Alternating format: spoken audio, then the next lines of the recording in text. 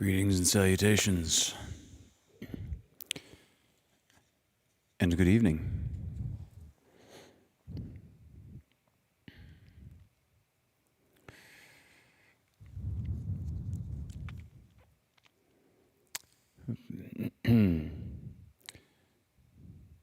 Before I say anything of moment,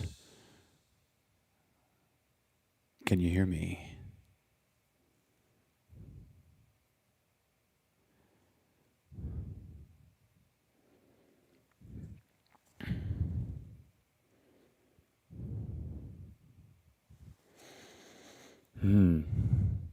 Okay, I'm seeing some hellos. And hello, Dari, Christina, Miss Emily Thatcher. Okay, you can hear me. Good. Kimmy Hills is here. Lovely.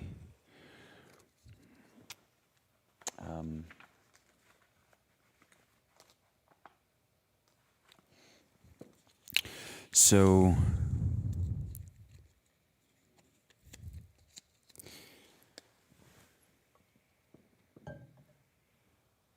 before we begin this evening, Miss Meg Sampson put out a request on social media recently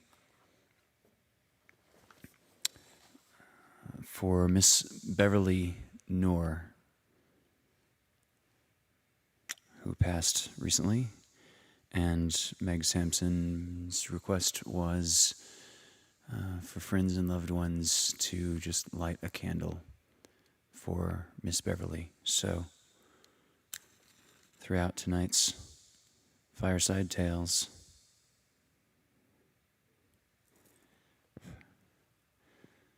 we have a candle burning for Miss Beverly, whom I never got to meet in person, but I'm told came to a few shows here and there.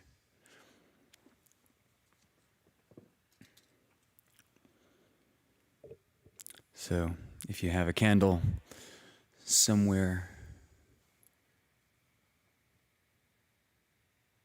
nearby,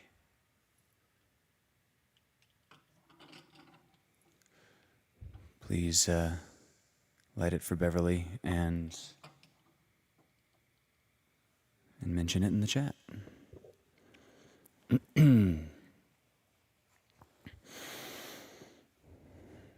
Oh, good. I'm glad. Blonde Avenger is Meg, of course, for anyone that doesn't know, and it's lovely. Kimmy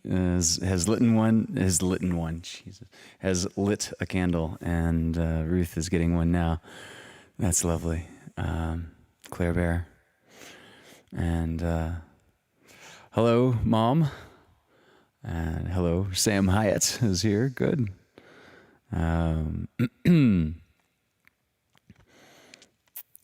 Miss Kelsey Blaine Gibson, whose birthday is coming up Thursday, is here.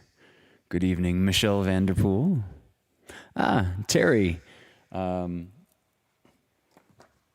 We have one of the stories in tonight's lineup is something of a request from Miss Terry Smith, who noted previously that hadn't done any westerns yet. Well, we have a western this evening for Miss Terry Smith. Kathy B, your hot chocolate, including or not, the Baileys in your hot chocolate will never be held against you. I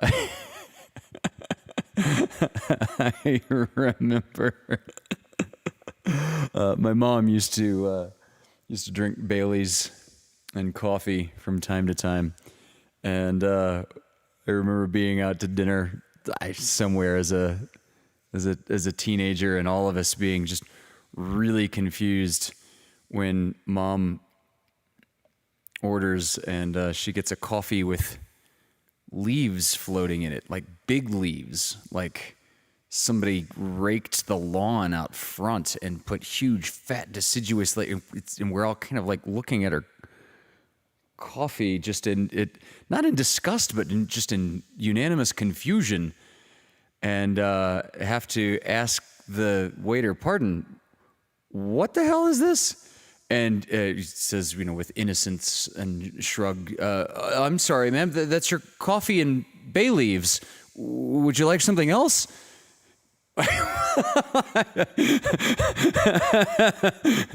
Yeah, ask the bartender, not the cook.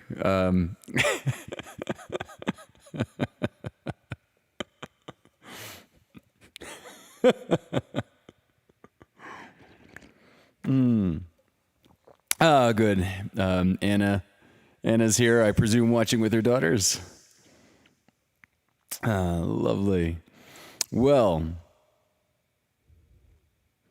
Svetlana, I see is here, but is on a phone call with her mom. Svetlana, tell your mom I said hi. Tell your mom 30 people in the chat also said hi. I see. I see that repeated.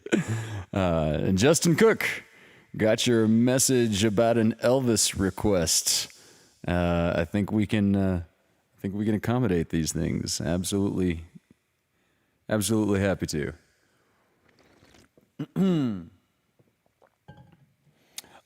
This would be a great time to say early in the show, please click the 3 things below.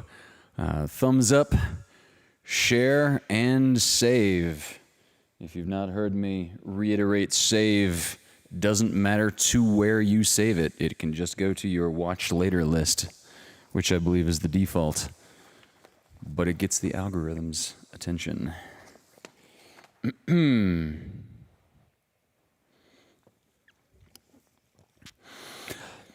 I'm going to start tonight with a poem called Love One Another by Khalil Gibran.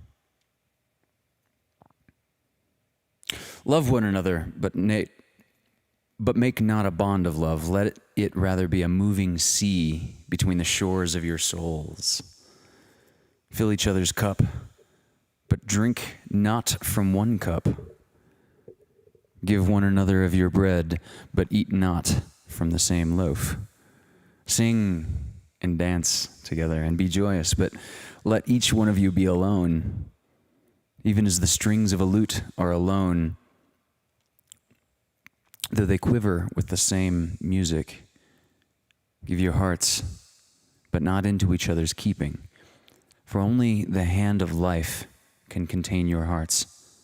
And stand together, yet not too near together, for the pillars of the temple stand apart, and the oak tree and the cypress grow not in each other's shadow.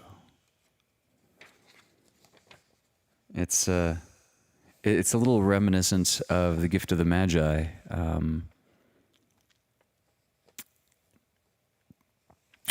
Because it's this wonderful telling of love fully, but don't expect to completely own each other. It's a balance. And all right, Deep Sky Dude is here. Will, have you got anything interesting in the world of astronomy news to share with us this evening? I bet something will occur to him as the stories unfold.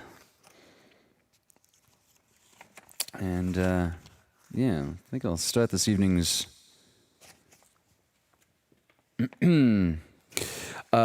Last week, I read for the first time something by Louisa May Alcott, and yeah, it's a touching. She's a touching describer, and in this particular one, let me alleviate any confusion before it happens. In this story, there is a cat named Pibb. I have no idea if the creators of Mr. Pibb were Alcott fans, but they do indeed end up referring to the cat as Mr. Pibb, and bear that in mind. Much like Wolfgang, Mr. Pibb, is quite opinionated.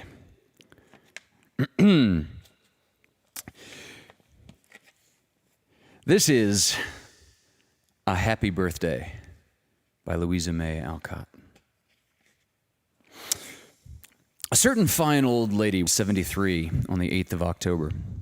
The day was always celebrated with splendor by her children and grandchildren, but on this occasion, they felt that something unusually interesting and festive should be done because Grandma had lately been so very ill that no one thought she would ever see another birthday. It pleased God to spare her, however, and here she was, almost as well and merry as ever. Some families do not celebrate these days and so miss a great deal of pleasure, I think. But the people of whom I write always made a great deal of such occasions and often got up very funny amusements, as you will see. As Grandma was not very strong, some quiet fun must be devised this time, and the surprises sprinkled along through the day, lest they be too much for her if they all burst in upon her at once. The morning was fine and clear, and the first thing that happened was the appearance of two little ghosts, all in white, who came prancing into the old lady's room while she lay placidly watching the sunrise and thinking of the many years she had seen. "A happy birthday, Grandma!" cried the little ghosts, scrambling up to kiss the smiling old face in the ruffled nightcap. There was a great laughing and cuddling and nestling among the pillows before the small arms and legs subsided and two round rosy faces appeared, listening attentively to the stories Grandma told them till it was time to dress. Now, you must know that there were only 2 grandchildren in this family, but they were equal to half a dozen, being lively, droll little chaps full of all manner of pranks and considered by their relatives the most remarkable boys alive. These 2 fellows were quite bursting with the great secrets of the day and had to rush out as soon as breakfast was done in order to keep from letting the cat out of the bag. Terrible, terrible phrase. Who keeps cats in bags? Right? Yeah. A fine dinner was cooked, and Grandma's favorite niece came to eat it with her, bringing a bag full of goodies and a heart full of love and kind wishes to the old lady.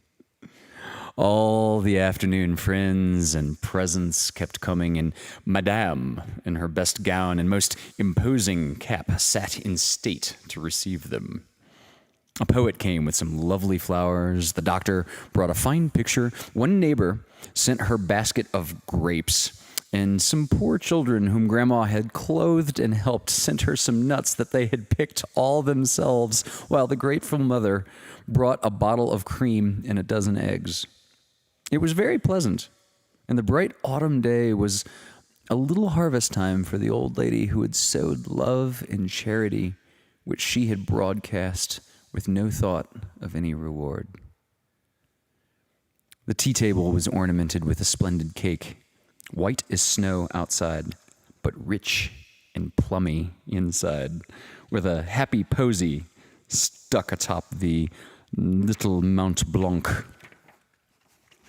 Mrs. Trott, the housekeeper, made and presented it, and it was so pretty, all voted not to cut it till evening, for the table was full of other good things. Grandma's tea was extra strong and tasted unusually nice, with Miss Hawsey's rich cream in it. She felt that she needed this refreshment to prepare her for the grand surprise to come, for the family gifts were not yet given. The boys vanished directly after tea, and shouts of laughter were heard from Aunt Tribulation's room. What larks as they had up there, no one knew, but everyone was sure they were preparing some fun in honor of the occasion.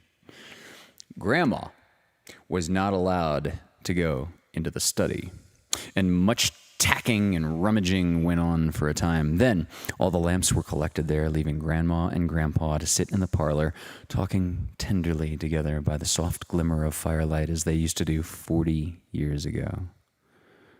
Presently, something scarlet and gold, feathery and strange, flitted by the door and vanished in the study. Can I turn the page, dude? I need that. Yeah. Yeah, something colorful flitted by the door and vanished in the study. Queer little yells and the sound of dancing feet were heard. Then there was a hunt for the cat. Next, Miss Trot was called from the kitchen, and all but the boys came to escort Grandma to the scene of glory. Leaning on Grandpa's arm, she marched first. Then came Miss Kubity, the mother of the boys, bearing Aunt Carmine's picture, for this auntie was over the water and could not come. So, at Grandma's desire, her portrait was borne in the procession. Aunt Trib followed, escorted by Thomas Pibb, the great cat, with his best red bow on. Wolfgang, by the way, will not wear a bow under any circumstances. He will, however, shred them by the half dozen. Mrs. Trot and Belinda, the little maid, brought up the rear. A music box in the hall played the Grand March from Norma, and with great dignity, all filed into the study to behold an imposing spectacle. A fire burned brightly on the hearth, making the old-fashioned andirons shine like gold. All the lamps illuminated the room, which was trimmed with scarlet and yellow leaves. An arch of red woodbine, evergreen, and ferns from the White Mountains was made over the recess which held the journals, letters, and books of the family. For their name was Penn, P-E-N-N, and they all wrote so much that ink blots were found everywhere about the house, and a flock of geese lived in the backyard, all ready to have their quills tweaked out at a minute's notice. Clearly, ballpoints were not yet available. Before this recess stood a great armchair in which the father of Grandma had been laid as a newborn baby and nearly smothered by being sat upon by the fat nurse. This thrilling fact gave it peculiar interest to the boys, for if great-grandpa had been smashed, where would they have been? In front of this ancient seat stood a round table loaded with gifts, and on each side stood an Indian chief in full costume, bearing lighted Chinese lanterns on the ends of their spears and war clubs on their shoulders. The arranging of these costumes had caused much labor and fun, for the splendid crowns, a foot high, were made of hen's feathers, carefully collected and sewed onto paper by Aunt Trib. The red shirts were fringed and bedecked with odd devices. Leather leggings went above the warriors' knees, and all the family breastpins were stuck about them. Daggers, hatchets, clubs, and spears were made by the lads themselves, and red army blankets hung gracefully from their shoulders. They had planned to paint their faces blue and red like the Fiji Islanders at Barnum's show, but Miss Kubity would not consent to have her handsome boys disfigure themselves. So the only paint they wore was nature's red in their cheeks and heaven's blue in their eyes as they stood by Grandma's throne, smiling like a pair of very mild and happy little chiefs. It really was a fine sight, I assure you. And Grandma was quite overcome by the spectacle. So, she was introduced to her gifts as quickly as possible to divert her mind from the tender thought that all these fond and foolish adornments were to please her. Every gift had a poem attached, and as the presents were of every description, the verses possessed an agreeable variety.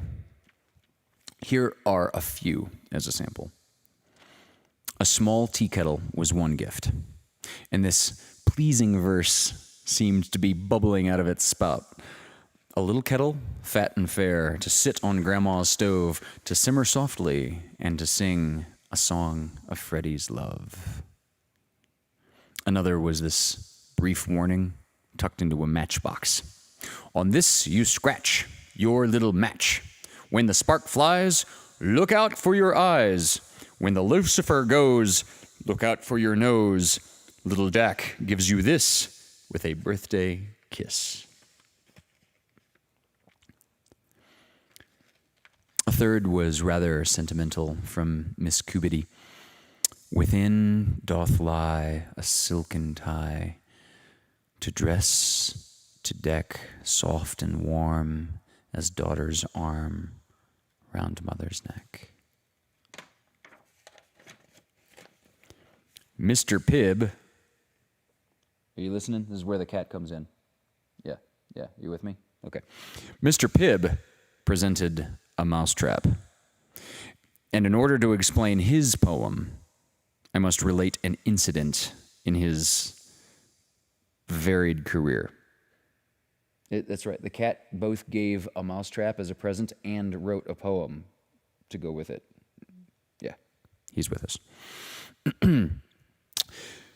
Pibb had long been one of the family and was much respected and beloved by them all.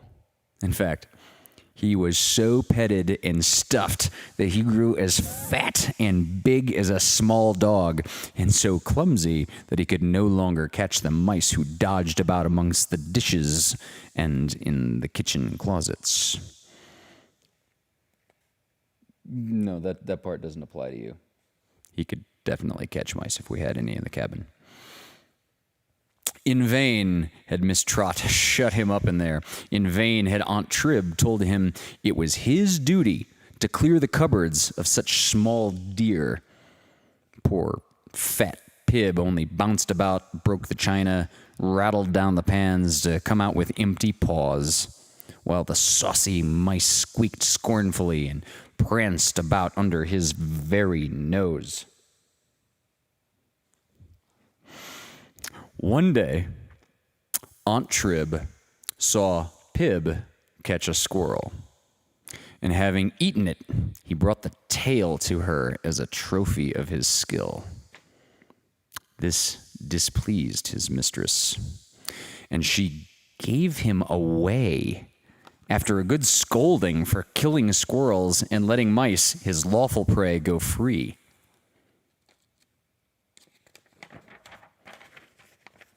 Gave the cat away. Boo.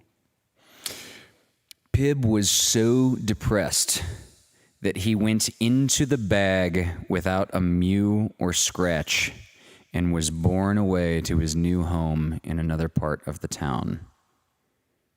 You hear that? They put him in a bag to take him and give him away. What awful people. No, what an awful person. It was just the auntie. But he had no intention of staying. And after a day under the sofa, he paused in deep thought, and without food or drink, he made up his mind to go home. Slipping out, he traveled all night and appeared the next morning joyfully waving his tail and purring like a small organ. Aunt Trib was glad to see him. And when he had explained that he really did do his best about the mice, she forgave him and got the trap for him to give to Grandma, that she might no longer be annoyed by having her private stores nibbled at. This is from Pibb. Dear Madam, with respect, my offering I bring, the hooks all baited well and ready for a spring. No more the cunning mice your biscuits shall abuse, nor put their babies to sleep within your fur-lined shoes. The trap my work must do. Forgive your portly cat, for he, like you, has grown for lively work too fat. All larger, fiercer game I gallantly defy, and squirrel, rat, and mole beneath my paw shall die. So, with this solemn vow, T. Pib his gift presents, and sprawling at your feet, purrs forth his compliments. Isn't that awesome? The cat wrote the best poem of all of them. Yeah.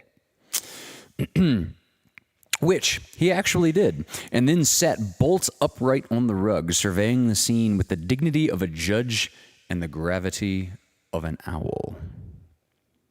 Such funny presents. A wood box and a water carrier, a blue and gold gruel bowl, and a black silk apron, a new diary, and a pound of remarkably choice tea. A pretty letter on birch bark, sealed with a tiny red leaf, and a bust of the wisest man in America were some of them.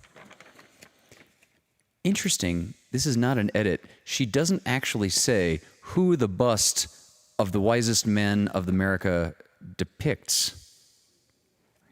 Avoiding controversy, clearly. How the dear old lady did enjoy it all, and how grateful she was for the smallest trifle.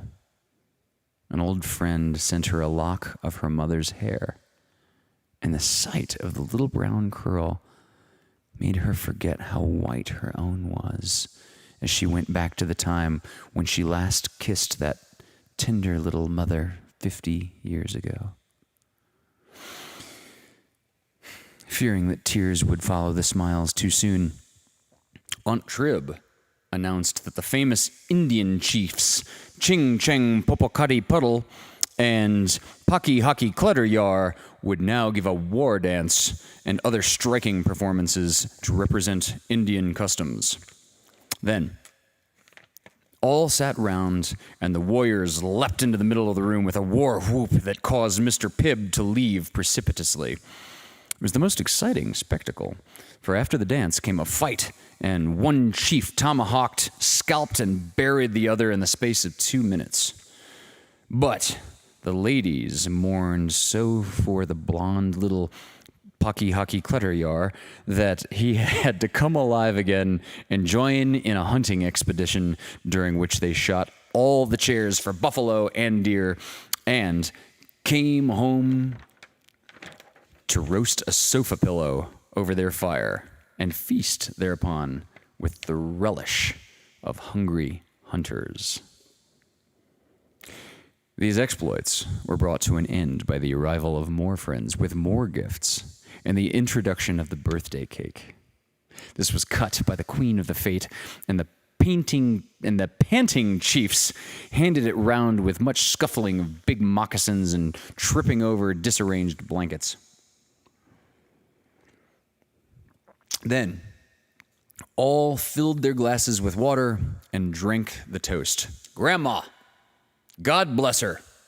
After which the entire company took hands and danced about the big chair, singing in chorus, "Long may she wave, and may we all hear her dear face live to see, as bright and well at 74 as now at 73.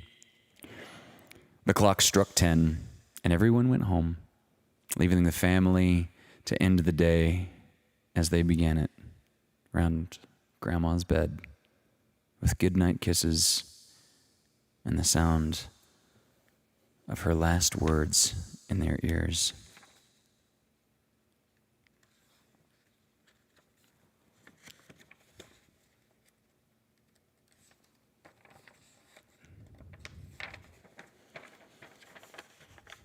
She said, "It has been a beautiful and happy day, my dears. And if I never see another, you may always remember that I thought this one my best and brightest birthday."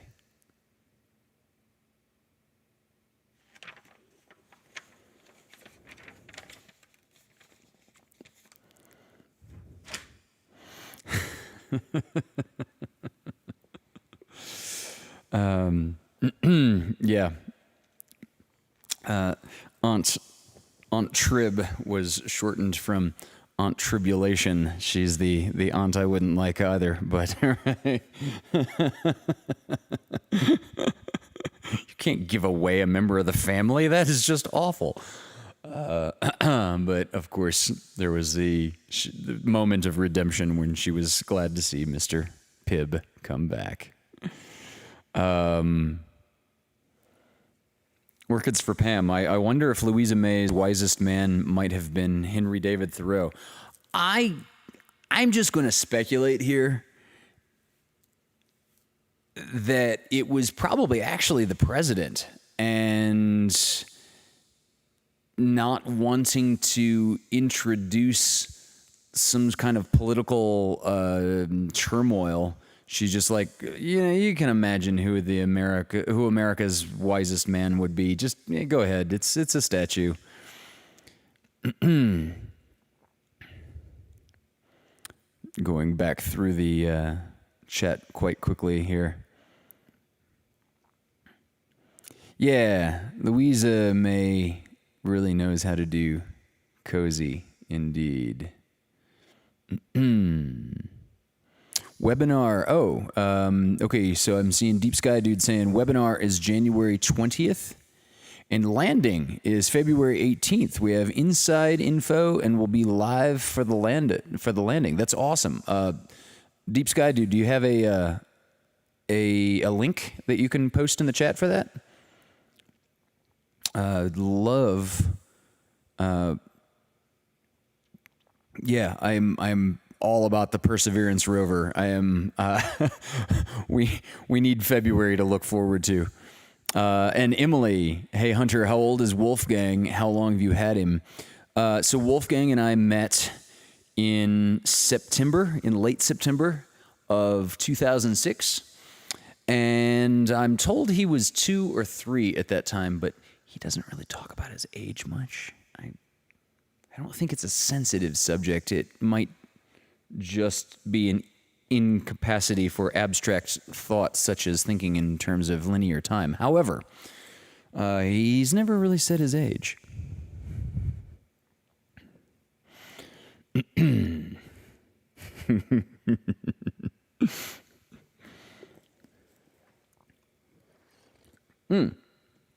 Okay, I'm sliding back up through the chat backwards, and I see it was Pink. It was Patty Pinkstaff who asked, "Would you be interested in joining a webinar with NASA regarding the Mars rover landing?" I was given permission to invite today. Patty, by all means, invite me. I would love to see that. Yes. And Malika is here. Lovely. Yeah. My and yes, Dari, my camera is is trying desperately to focus. It seemed to be better at focusing like a month ago. If anybody has an insight as to settings on the Sony ZV-1, I'm sure it's an auto setting that I have clicked off of in some menu that I'm not aware of. So, yeah, I could use tech tips on camera autofocus.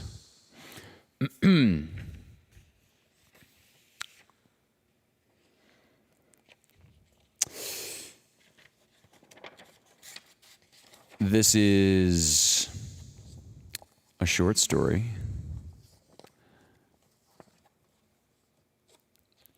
by the immortal O. Henry. Transience in Arcadia. I'm going to say that one more time so Michelle has something to edit around. Going again. 3, 2, 1. Transience in Arcadia by O. Henry. There's a certain hotel on Broadway that is very pleasant in the summer. Not many people have heard about it. It is wide and cool.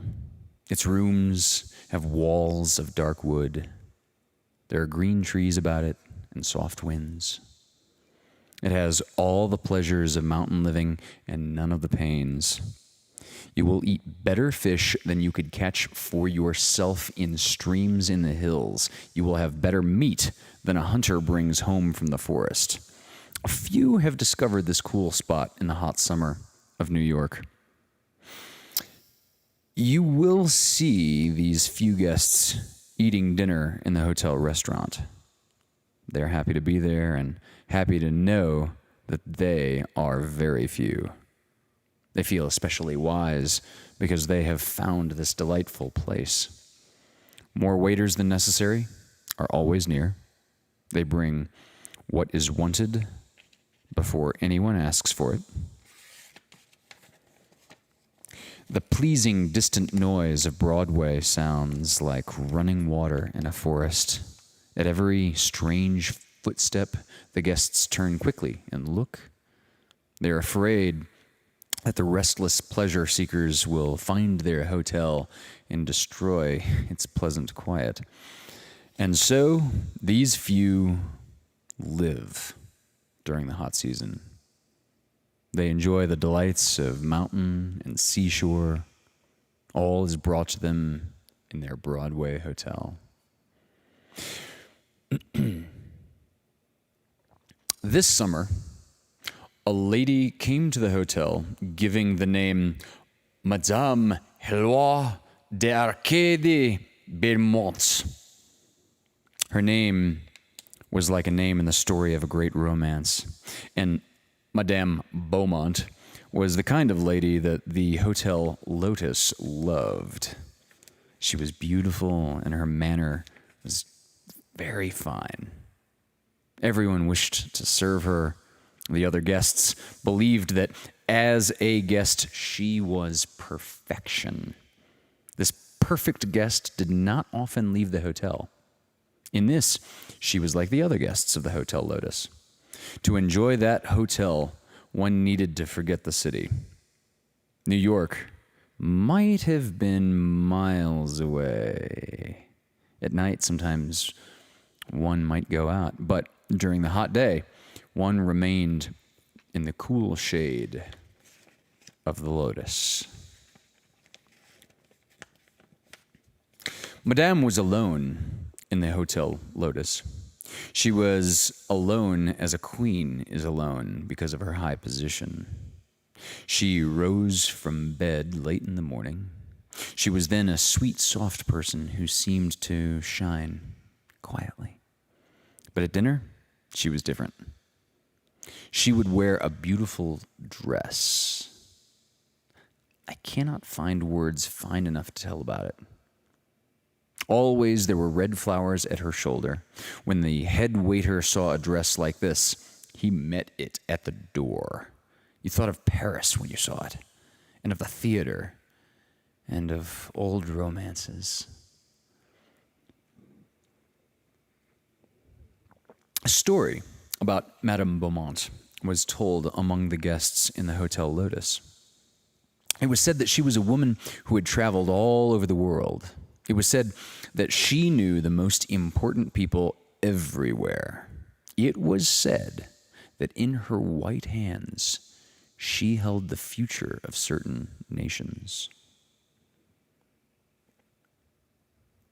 It was no surprise, they said, that such a lady should choose the Hotel Lotus. It was the most desirable and the most restful place in America during the heat of the summer. On the third day of Madame Beaumont's stay in the hotel, a young man entered as a guest. His clothes were quiet, but good. His face was pleasant. His expression was that of a man who had traveled and could understand the world. He said that he would remain 3 or 4 days. He asked about the sailing of certain ships.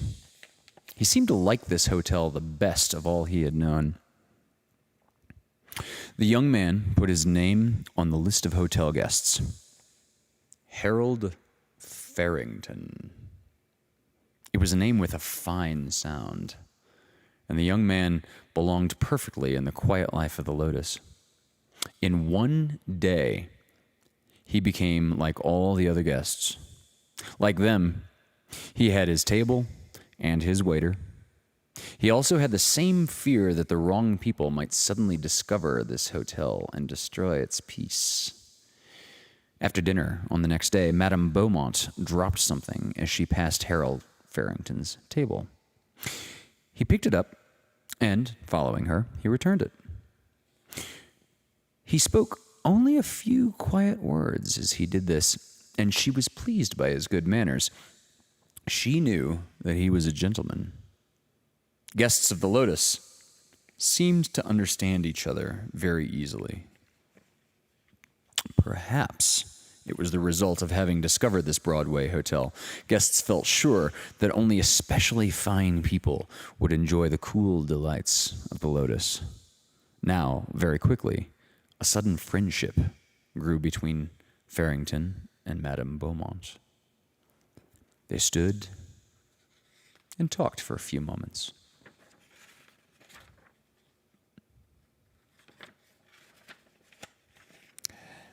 "I have seen too many of the usual summer hotels," said Madame Beaumont, with a small but sweet smile. "Why go to the mountains or the seashore? We cannot escape noise and dust there. The people who make the noise and dust follow us there." "Even on the ocean," said Farrington sadly, "those same people are all around us. What shall we do when they discover the Lotus?"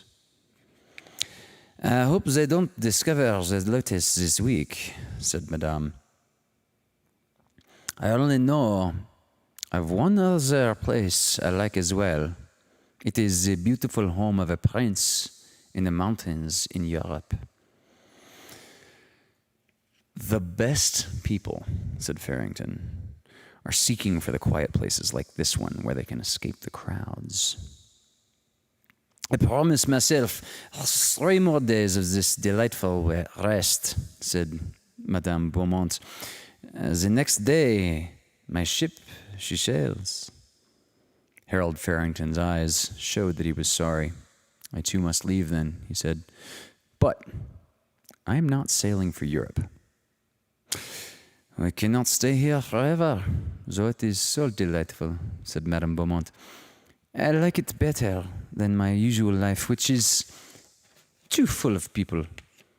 I shall never forget my week in the Hotel Lotus." "Nor shall I," said Farrington in a low voice, "and I shall never like the ship that carries you away." On their last evening, the two sat together at a little table. A waiter brought them something cool to eat. Madame Beaumont was wearing the same beautiful dress. She seemed thoughtful. When she had finished eating, she took out $1. "Mr. Farrington," she said, with a smile that everyone in the Lotus loved, "I want to tell you something. I'm going to leave early tomorrow morning because I must go back to work. I work selling women's clothes at Casey's shop. That $1 is all the money I have. I won't have more until I get paid at the end of the week. You're a real gentleman and you've been good to me. I wanted to tell you before I went." "For a year, I've been planning to come here. Each week I put aside a little of my pay so that I would have enough money. I wanted to live 1 week like a rich lady. I wanted to get up in the morning when I wished. I wanted to be served by the waiters. I wanted to have the best of everything. Now I've done it and I've been happier than I ever was before. And now I'm going back to work." I wanted to tell you about it, Mr. Farrington, because I thought you liked me, and I liked you. This week, I've told you many things that weren't true. I told you things I've read about. They never happened to me. I've been living in a story. It wasn't real. I wanted you to think I was a great lady. This dress I'm wearing, it's the only pretty dress I own. I haven't paid for it yet. I'm paying for it a little at a time. The price was $75. It was made for me at O'Dowd and Levinsky's shop. I paid $10 first, and now I have to pay $1 a week until it's all paid. And that's all I have to say, Mr. Farrington, except that my name is Mamie Seviter, not Madame Beaumont. Thank you for listening to me. This $1 is the $1 I'm going to pay for my dress tomorrow. And now I go up to my room. As Harold Farrington listened, his face had not changed. When she had finished, he took out a small book and began to write in it. Then he pulled out the small page with his writing on it, and he gave it to her. And he took the $1 from her hand. I go to work too tomorrow morning, he said. And I decided to begin now. That paper says you've paid your $1 for this week. I've been working for O'Dowd and Levinsky for 3 years. Strange, isn't it? We both had the same idea. I always wanted to stay at a good hotel. I get $20 a week. Like you, I put aside a little money at a time until I had enough. Listen, Mommy, will you go to the pleasure park on Coney Island with me on payday? The girl who had been Madame Eloise Beaumont smiled. I'd love to go, Mr. Farrington. Coney will be all right, although we did live here with rich people for a week. They could hear the night noises of the hot city. Inside the Hotel Lotus, it was cool. The waiter stood near, ready to get anything they asked for. Madame Beaumont started up to her room for the last time. And he said, forget that Harold Farrington, will you? McManus is the name. James McManus. Some call me Jimmy. Good night, Jimmy, said Madame.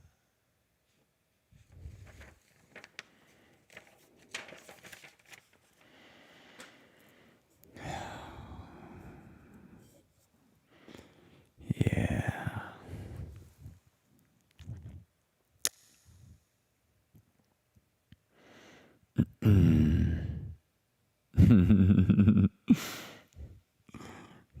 Sliding back up into the chat near.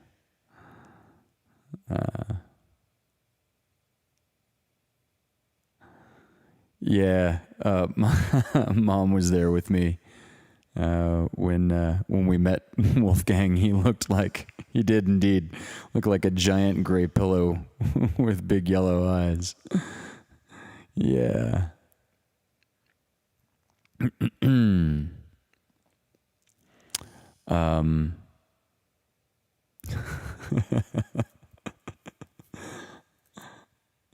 Yeah, I need to ask Sam. That's about autofocus adjustments. Absolutely.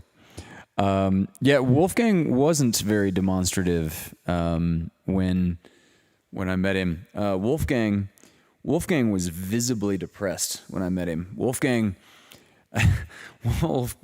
was on death row at a city kill shelter, and yeah, he was.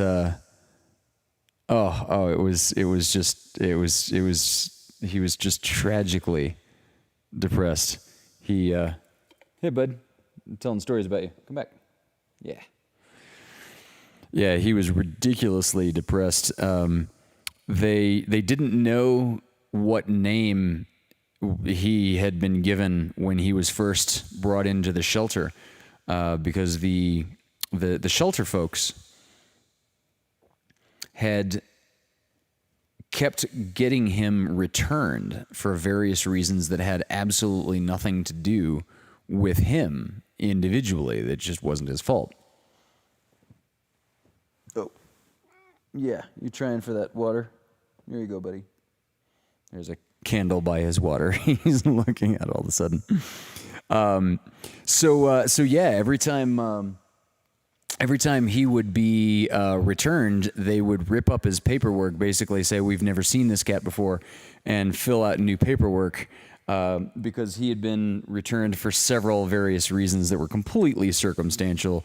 Like one I remember them saying in particular was he was adopted by a military family, and then the dad had gotten transferred after he had been there for like 5 days. And the dad got transferred to a base that didn't allow non-humans, and so they had to bring him back. And another one I remember them particularly telling me about this woman who brought him back, and she, the shelter attendant said this woman looked like she had bee stings all over her face. And she had only had him for about 3 days, and she said, "He's wonderful, but this is how I found out I'm allergic to cats, and I can't live this way." So every time he would be returned, they would give him a new name and fill out new paperwork so that it wouldn't be held against him, and his time toward death row would be slightly extended. So when I met him, the name on the paperwork was Bruce, which he didn't respond to whatsoever. And the poor guy was just visibly depressed and despondent, but he was just, regardless, he was just like one of the coolest beings I think I had ever met. And I was only planning on adopting 2 cats that day, and as it turned out, I ended up adopting 3.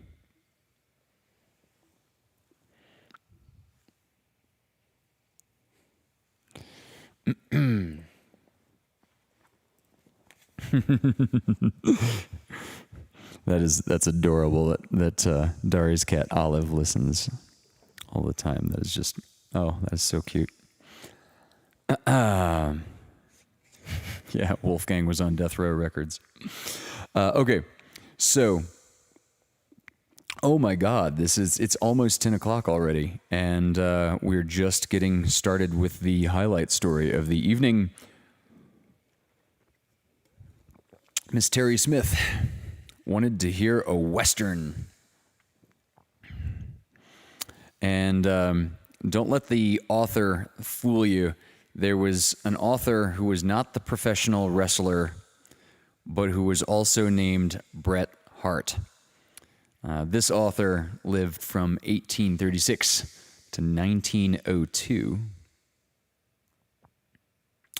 And so this story takes place, let's see, it was published in 1869. But it actually takes place in 1850. So this story is just slightly pre-Civil War.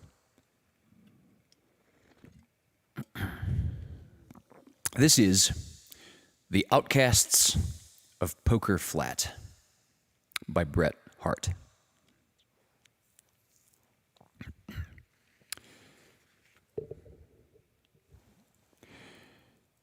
As Mr. John Oakhurst, gambler, stepped into the main street of Poker Flat on the morning of the 23rd of November, 1850, he was conscious of a change in its moral atmosphere since the preceding night.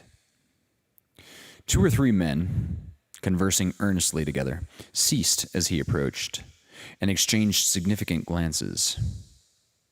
There was a Sabbath lull in the air, which, in a settlement unused to Sabbath influences, looked ominous. Mr. Oakhurst's calm, handsome face betrayed small concern in these indications. Whether he was conscious of any predispositioning cause was another question. "I reckon they're after somebody," he reflected. "Likely it's me." He returned to his pocket the handkerchief, which he had been wiping away the red dust of Poker Flat from his neat boots, and quietly discharged his mind of any further conjecture. In point of fact, Poker Flat was after somebody. It had lately suffered the loss of several $1,000s, 2 valuable horses, and a prominent citizen. It was experiencing a spasm of virtuous reaction, quite as lawless and ungovernable as any of the acts that had provoked it. A secret committee had determined to rid the town of all improper persons. This was done permanently in regard of 2 men who were then hanging from the boughs of a sycamore in the gulch, and temporarily in the banishment of certain other objectionable characters. I regret to say that some of these were ladies. It is but due to the sex, however, to the state that their impropriety was professional, and it was only in such easily established standards of evil that Poker Flat ventured to sit in judgment. Mr. Oakhurst was right in supposing that he was included in this category.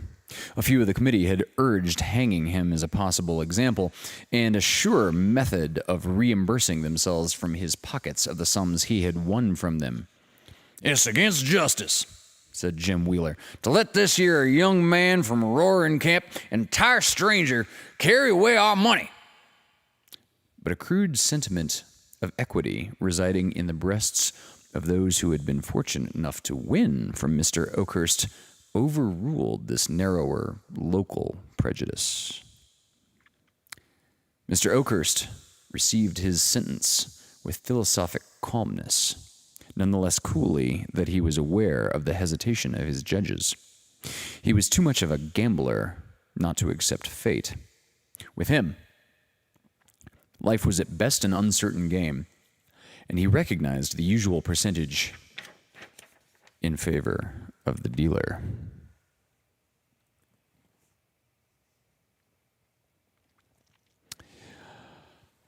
A body of armed men accompanied the deported wickedness of Poker Flat to the outskirts of the settlement. Besides Mr. Oakhurst, who was known to be a coolly desperate man, and for whose intimidation the armed escort was intended, the expatriated party consisted of a young woman familiarly known as the Duchess, another who had won the title of Mother Shipton, and Uncle Billy, a suspected sluice robber and confirmed drunkard. Sip. The cavalcade provoked no comments from the spectators, nor was any word uttered by the escort. Only when the gulch, which marked the uttermost limit of Poker Flat, was reached, the leader spoke briefly and to the point. The exiles were forbidden to return at the peril of their lives. As the escort disappeared, their pent-up feelings found vent in a few hysterical tears from the Duchess, some bad language from Mother Shipton, and a Parthian volley of expletives from Uncle Billy. The philosophic Oakhurst alone remained silent.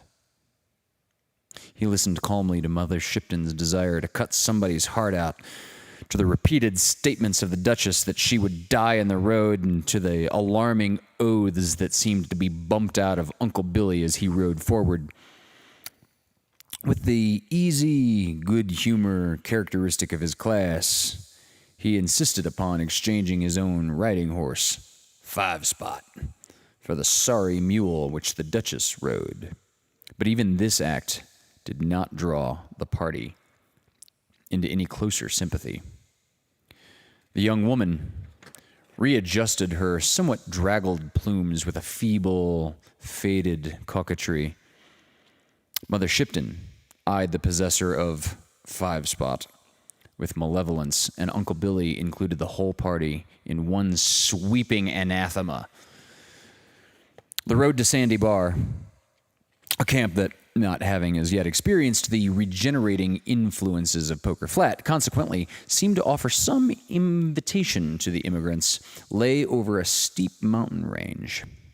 It was a distant day's severe travel, and in that advanced season, the party soon passed out of the moist, temperate regions of the foothills into the dry, cold, bracing air of the Sierras. The trail was narrow and difficult. At noon, the Duchess, rolling out of her saddle upon the ground, declared her intention of going no farther, and the party halted. The spot was singularly wild and impressive. A wooded amphitheater, surrounded on 3 sides by precipitous cliffs of naked granite, sloped gently toward the crest of another precipice that overlooked the valley. It was undoubtedly the most suitable spot for a camp, having had camping been advisable. But Mr. Oakhurst knew that scarcely half the journey to Sandy Bar was accomplished, and the party were not equipped or provisioned for delay. This fact he pointed out to his companions curtly, with a philosophic commentary on the folly of throwing up their hand before the game was played out. But they were furnished with liquor, which in this emergency stood them in place of food, fuel, rest, and thoughtful foresight. In spite of these remonstrances, it was not long before they were more or less under its influence. Uncle Billy passed rapidly from a bellicose state into one of stupor. The Duchess became maudlin, and Mother Shipton snored. Mr. Oakhurst alone remained erect, leaning against a rock, calmly surveying them. Mr. Oakhurst did not drink. It interfered with a profession which required coolness, impassiveness, and presence of mind. And in his own language, he couldn't afford it. As he gazed at his recumbent fellow exiles, the loneliness begotten of his pariah trade, his habits of life, his very vices, for the first time seriously oppressed him. He bestirred himself in dusting his black clothes, washing his hands and face, and other acts characteristic of his studiously neat habits, and for a moment forgot his annoyance. The thought of deserting his weaker and more pitiable companions never perhaps occurred to him. Yet, he could not help feeling the lack of that excitement which was most conducive to that evenness of temper for which he was notorious. He looked at the gloomy walls that rose 1,000 feet sheer above the circling pines about him, at the sky ominously clouded, at the valley below already deepening into shadow, and, doing so, suddenly he heard his own name called. A horseman slowly ascended the trail. In the fresh, open face of the newcomer, Mr. Oakhurst recognized Tom Simpson, otherwise known as the Innocent of Sandy Bar. He had met with him some months before over a little game, and had with perfect equanimity won the entire fortune, amounting to some $40 from that guileless youth. After the game was finished, Mr. Oakhurst drew the youthful speculator behind the door and thus addressed him. "Tommy, you're a good little man, an innocent man, but you can't gamble worth a damn cent. Don't ever try it over again." He then handed him his money back, pushed him gently from the room, and so made a devoted slave and follower of the innocent Tom Simpson. There was a remembrance of this in his boyish and enthusiastic greeting of Mr. Oakhurst. He had started, he said, to go into Poker Flat to seek his fortune. Alone? No, not exactly alone. In fact, a giggle. He had run away with Piney Woods. Didn't Mr. Oakhurst remember Piney? She who used to wait on the table at the Temperance House. They had been engaged a long time, but old Jake Woods had objected, so they had run away. They were going to Poker Flat to be married.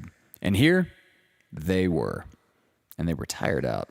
And how lucky was it that they had found a place to camp and company? All this, the innocent delivered rapidly, while Piney, a stout, comely damsel of 15, emerged from behind the pine tree where she had been blushing unseen and rode to the side of her lover. Mr. Oakhurst seldom troubled himself with sentiment, still less with propriety, but he had a vague idea that the situation was not fortunate. He retained, however, his presence of mind sufficiently to kick Uncle Billy, who was about to say something, and Uncle Billy was sober enough to recognize in Mr. Oakhurst's kick a superior power that would not bear trifling. He then endeavored to dissuade Tom Simpson from delaying further, but in vain. He even pointed out the fact that there was no provision nor means of making a camp, but, unluckily, the innocent met this objection by assuring the party that he was provided with an extra mule loaded with provisions, and by the discovery of a rude attempt at a log house near the trail. I got a cabin right over there. "Piney can stay with Mrs. Oakhurst," said the innocent, pointing to the Duchess, "and I can shift for myself." Nothing but Mr. Oakhurst's admonishing foot saved Uncle Billy from bursting into a roar of laughter. If you missed that, the Duchess was a hooker and not Mrs. Oakhurst, you know. As it was, he felt compelled to retire up the canyon until he could recover his gravity. There he confided the joke to the tall pine trees with many slaps of his leg, contortions of his face, and the usual profanity. But when Uncle Billy returned to the party, he found them seated by a fire, for the air had grown strangely chill and the sky overcast.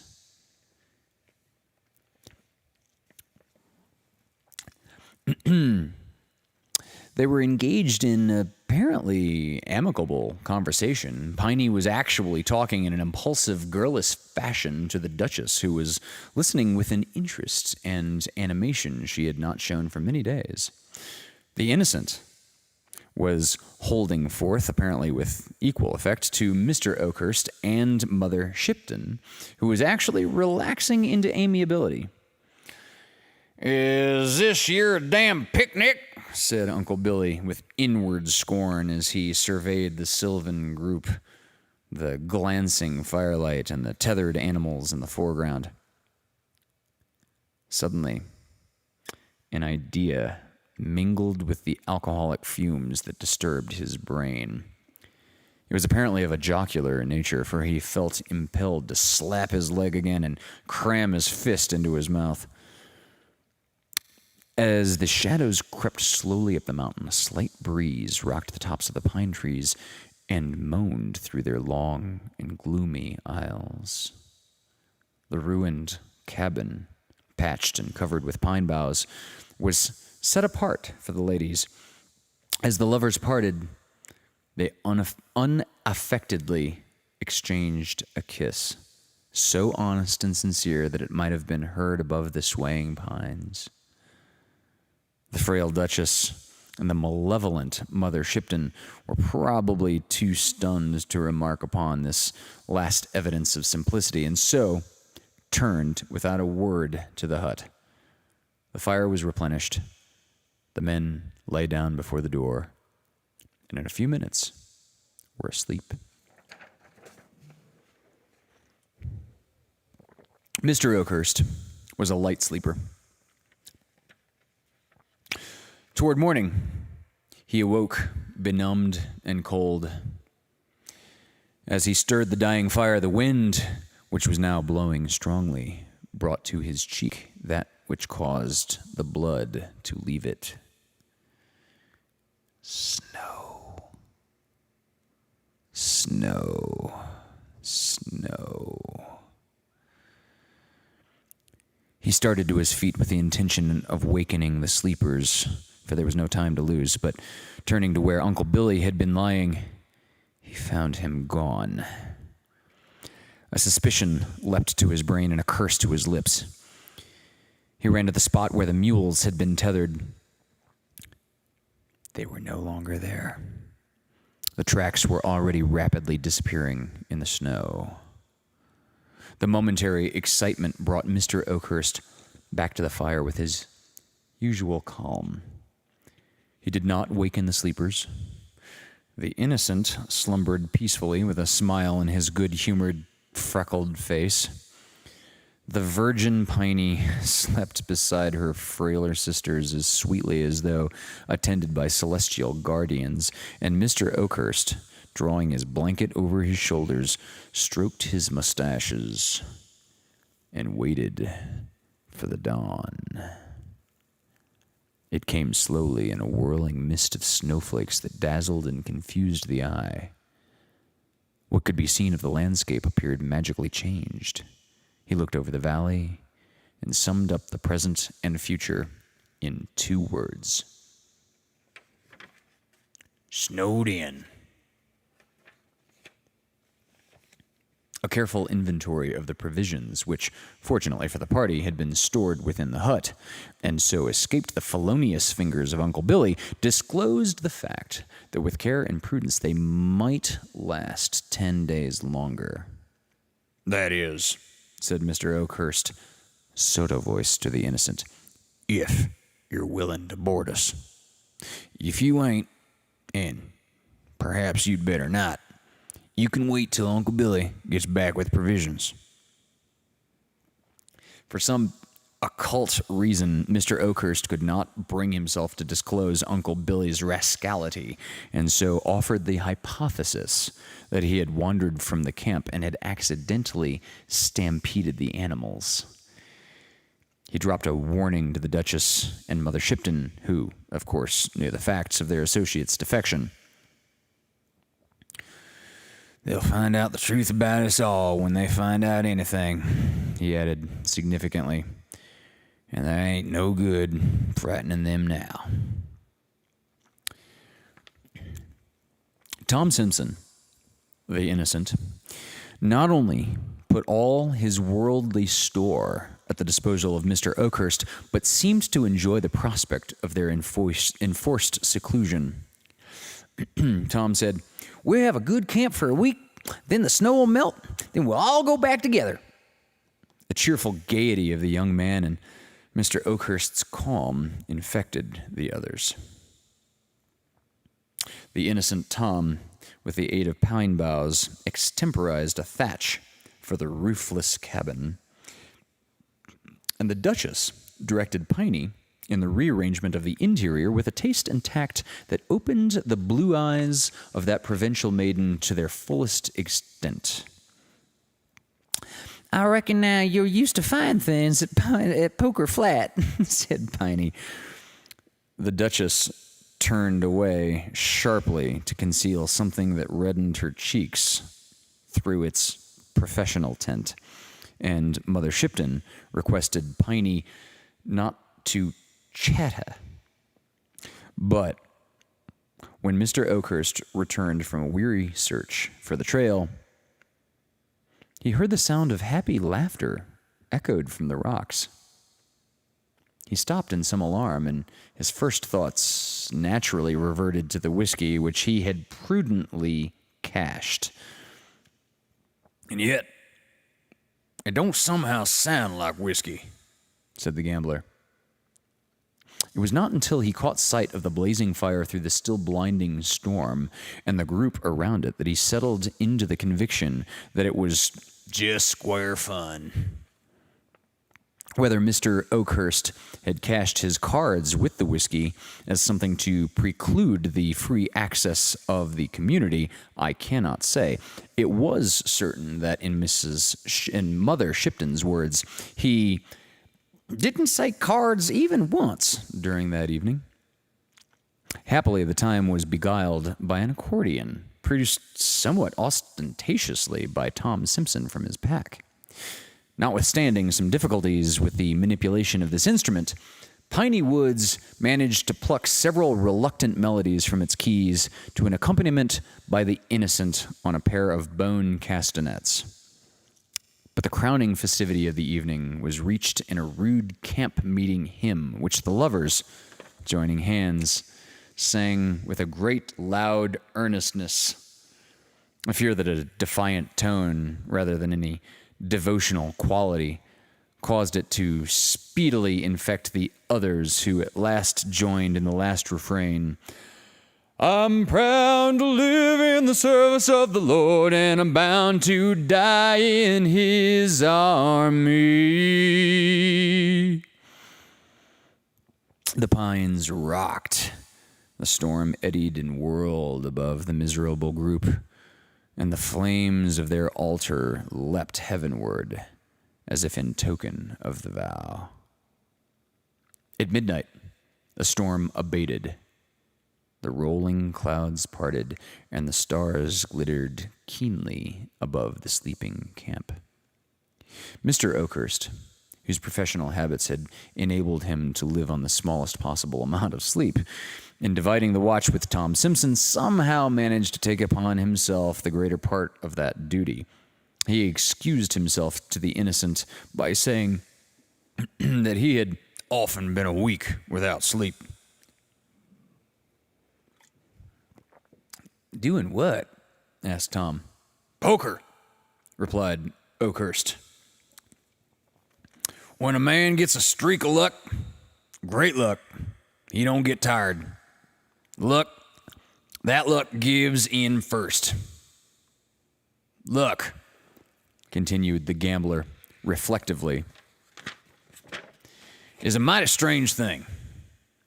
All you know about for certain is it's bound to change. And it's finding out when it's going to change that makes you. Now, we had a stroke of bad luck since we left Poker Flat. You come along and slap, you get into it too. If you can hold your cards right along, you're all right. 4, added the gambler with cheerful irreverence.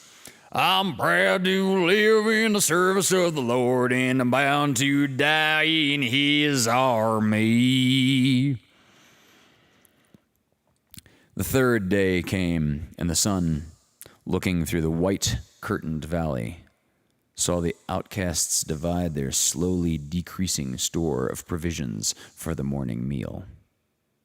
It was one of the peculiarities of that mountain climate that its rays diffused a kindly warmth over the wintry landscape, as if in regretful commiseration of the past, but it revealed drift on drift of snow piled high around the hut, a hopeless, uncharted, trackless sea of white lying below the rocky shores to which the castaways still clung.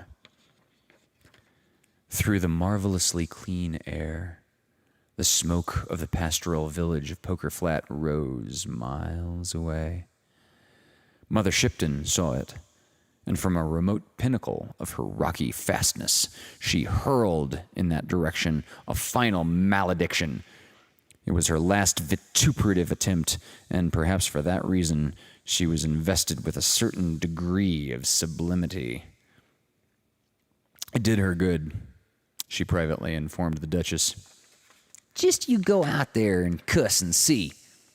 Then she set herself to the task of amusing the child, as she and the Duchess were pleased to call Piney. Piney was no chicken, but it was a soothing and original theory of the pair, thus to account for the fact that she didn't swear and wasn't improper. Piney is the 15-year-old married virgin. Yeah. When night crept up again through the gorges, the reedy notes of the accordion rose and fell in the fitful spasms and long-drawn gasps by the flickering campfire. But music failed to fill entirely the aching void left by insufficient food, and a new diversion was proposed by Piney: storytelling. Neither Mr. Oakhurst nor his female companions caring to relate their personal experiences, this plan would have failed too, but for the innocent. Some months before, the innocent Tom had chanced upon a stray copy of Mr. Pope's ingenious translation of the Iliad. He now proposed to narrate the principal incidents of that epic poem, having thoroughly mastered the argument and fairly forgotten the words in the current vernacular of Sandy Bar. And so for the rest of the night, the Homeric demigods again walked the earth. Trojan bully and wily Greek wrestled in the winds, and the great pines in the canyon seemed to bow to the wrath of the son of Peleus.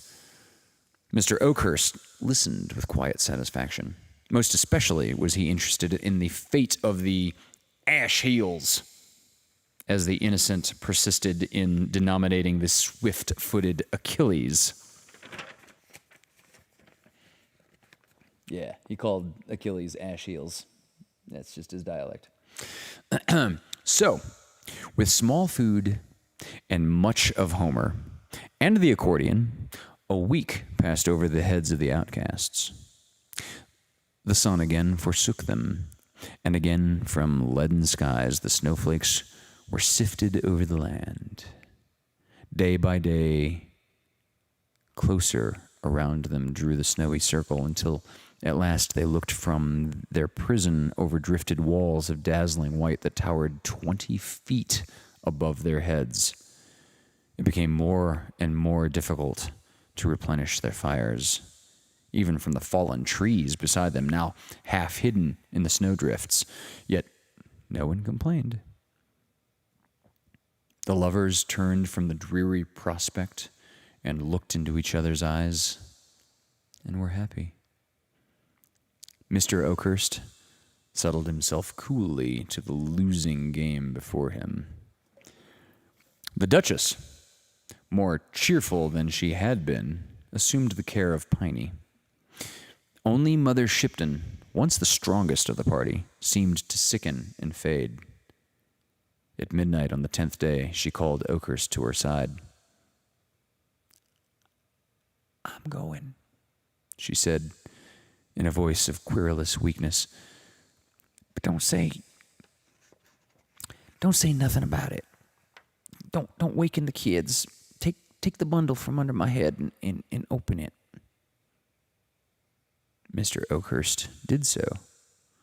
It contained Mother Shipton's rations for the last week, untouched. "Give them to the child," she said, pointing to the sleepy Piney. "You starved yourself," said the gambler Oakhurst. "That's what they call it," said the woman, as she lay down again and, turning her face to the wall, she passed quietly away. The accordion and the bones were put aside that day, and Homer was forgotten. When the body of Mother Shipton had been committed to the snow, Mr. Oakhurst took the innocent aside and showed him a pair of snowshoes which he had fashioned from the old pack saddle. There's one chance in 100 to save her yet, He said, pointing to Piney. but it's there. He added, pointing toward Poker Flat. If you can reach there in 2 days, she's safe. And you? Asked Tom Simpson. I'll stay here, Was the curt reply. The lovers, Piney and Tom, parted with a long embrace. You are not going too? Said the Duchess as she saw Mr. Oakhurst apparently waiting to accompany him. As far as the canyon, He replied. He turned suddenly and kissed the Duchess, leaving her pallid face aflame and her trembling limbs rigid with excitement and amazement. Night came, but not Mr. Oakhurst. It brought the storm again and the whirling snow. Then the Duchess, feeding the fire, found that someone had quietly piled beside the hut enough fuel to last a few days longer. The tears rose to her eyes, but she hid them from Piney. The women slept but little. In the morning, looking into each other's faces, they read their fate. Neither spoke, but Piney, accepting the position of the stronger, drew near and placed her arm around the Duchess's waist. They kept this attitude for the rest of the day. That night the storm reached its greatest fury, and, rending asunder the protecting pines, invaded the very hut. Toward morning they found themselves unable to feed the fire, which gradually died away. As the embers slowly blackened, the Duchess crept closer to Piney and broke the silence of many hours. Piney, can you pray? No, dear, said Piney simply. The Duchess, without knowing exactly why, felt relieved, and putting her head upon Piney's shoulder, spoke no more. And so reclining, the younger and purer, pillowing the head of her soiled sister upon her virgin breast, they fell asleep. The wind lulled as if it feared to waken them.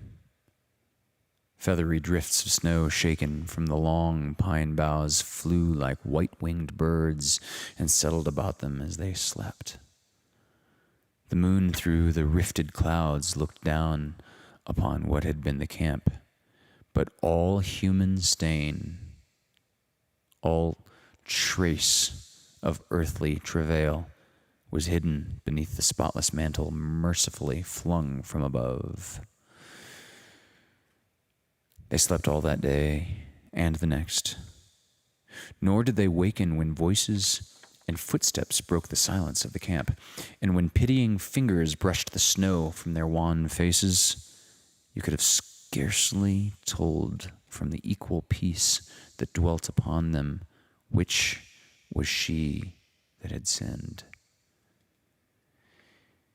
Even the law of Poker Flat recognized this and turned away, leaving them still locked in each other's arms.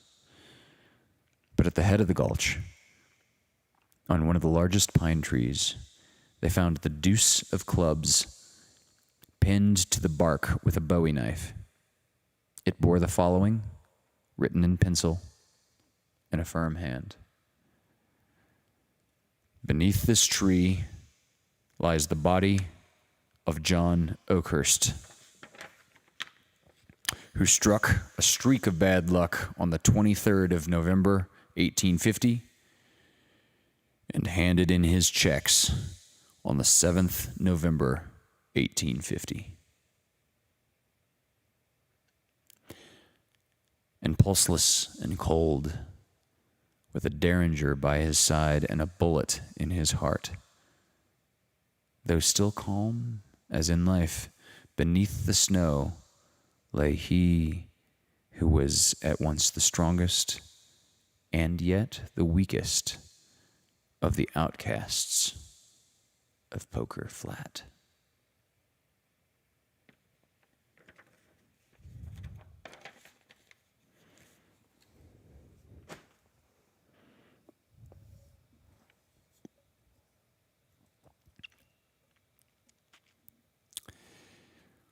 Well, this concludes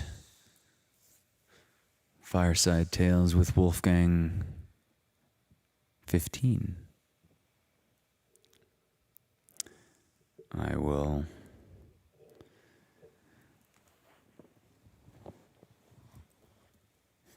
leave you all now to say goodnight to each other, exchange email addresses and farewells.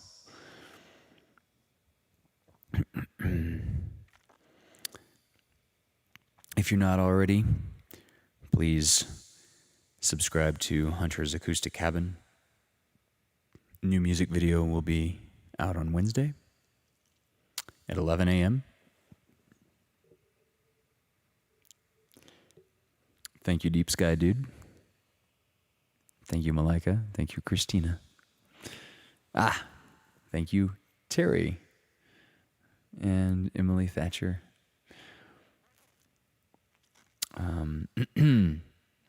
Of course, I will see you all for Lovecast 39 this coming Thursday at 6 p.m. And I bid you a peaceful adieu.